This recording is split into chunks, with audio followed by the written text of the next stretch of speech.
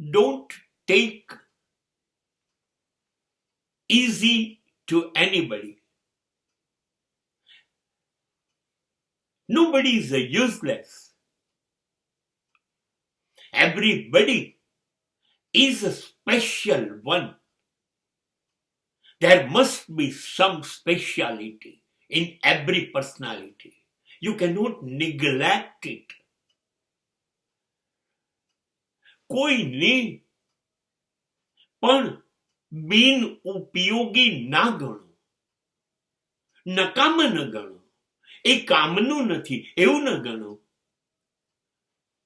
એનું સ્વમાન જાળવો. આવું જો તમે કરશો કે જવા દો, એનામાં તો કઈ છે નહીં, એ મારે લાયક નથી, એ કોઈને લાયક નથી.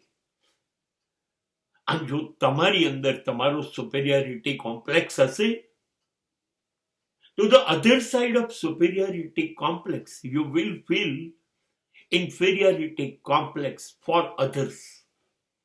તમે કોઈને કંઈ ગણશો જ નહીં, બધું જ તમે.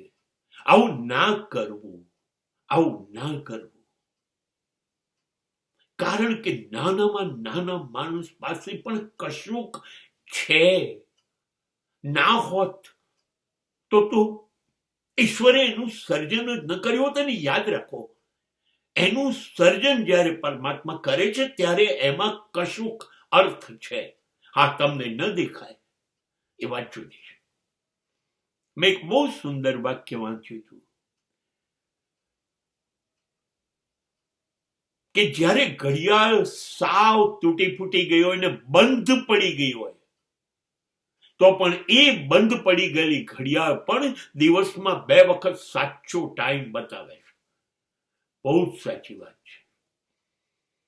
એ કાંટા જ્યાં ગોઠવાયા હશે એ એટલો સમય તો દિવસમાં દર 12 કલાકે એકવાર થવાનું છે.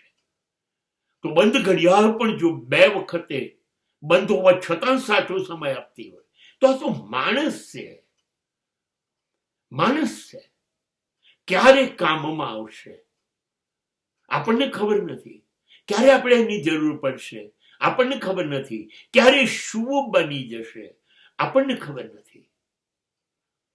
એટલે અંડર એસ્ટિમેટ કોઈને કરવાની